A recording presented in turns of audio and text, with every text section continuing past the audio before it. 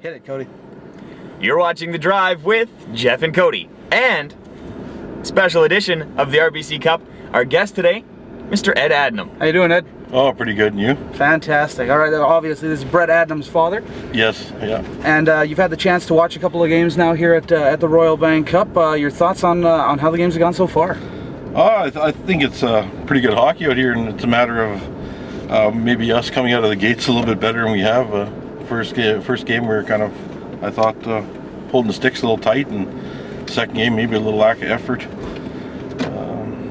But the rest of the games have gone good for us. I thought we played better as the games went on. Oh, definitely. The slow start kind of killed it in game two there, but the second and third period team definitely looked better. Oh, definitely. I mean, the Vipers have a pretty good club there. They move puck really well. It's a matter of, my opinion, maybe getting in their face a bit more and throwing a few more hits and creating some contact, making them look over their shoulders a bit. And the Terriers actually did a good job of actually throwing the hits quite a bit in that second game. They were out hitting the Vipers by quite a bit, especially after that first period. We're down 3 goals after the first, and then it really started to even up over the last 2 periods. Oh, for sure, yeah. That first period, I think we only generated 1 shot on net, and it didn't help matters, right? And I don't know, like I say, you got to get in their faces and not give them that space and time, and make them, cough pucks up and make mistakes. So tonight's a big game, playing the host team, Camrose Kodiaks, in their home building, and it's an evening game, so there's a lot of people going to be people off of work. How are the boys going to take it with this big atmosphere? Well, hopefully they can generate off it. I mean, the guys who just hear lots of cheering and stuff like that, they can always take it to their advantage and think, take it as a plus to them, right?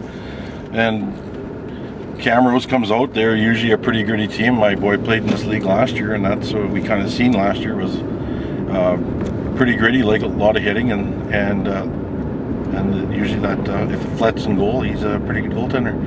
So it's going to be a good game, I think. From a parent's perspective, as you said, Brett played in this league in the AJHL last year, and this season, when you heard that he got traded to the Portage Terriers, what was your thought? Well, my selfish part of me was great. I can go watch more games. It's been a good experience both ways. I think he got to do a lot of growing as a person, and he had great billets out in Okotoks, and we still get along with him, and here too. He's got Eileen billeting him, and I think it's been a good fit. And all the travel that you've got to do this year, getting a chance to see him not only win the MJHL championship, but an Anavet Cup, and now here to finish at the Royal Bank Cup. How does that feel watching your son achieve all this? I think it's great. It's I love hockey myself, and like even if my kids weren't involved, I'd probably still involved in hockey, and just seeing that it's just a bonus, and you always want to see them accomplish the best they can, and take it from there and see how they grow. So a big game coming up tonight, Terriers versus Kodiaks, as we said. What are the Terriers going to need to do to come out and get this win tonight? It is definitely a big win. If the Terriers win tonight, it's looking like they will be making the playoffs.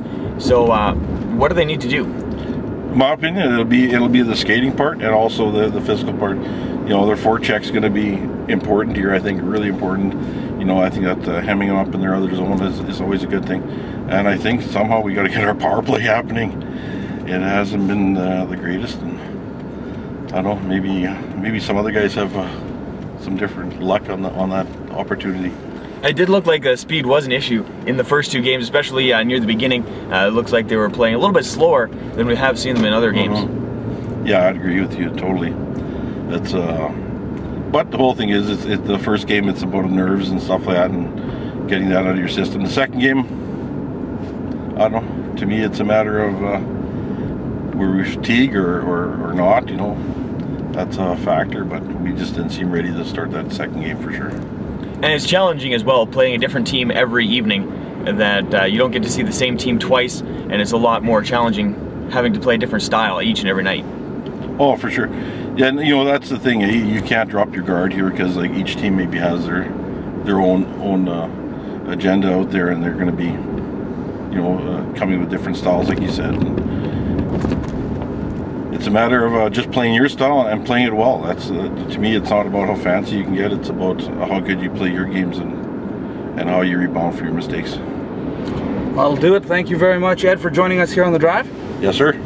I understand that you have a wig that you might be bringing to this next game. Well, we'll skip the wig today. We're going to try and put it on Mark, the fan favorite, and it's a little too warm for this nice round head of mine. Sounds good. You're watching The Drive with Jeff, Cody, and Mr. Adnum. Ciao.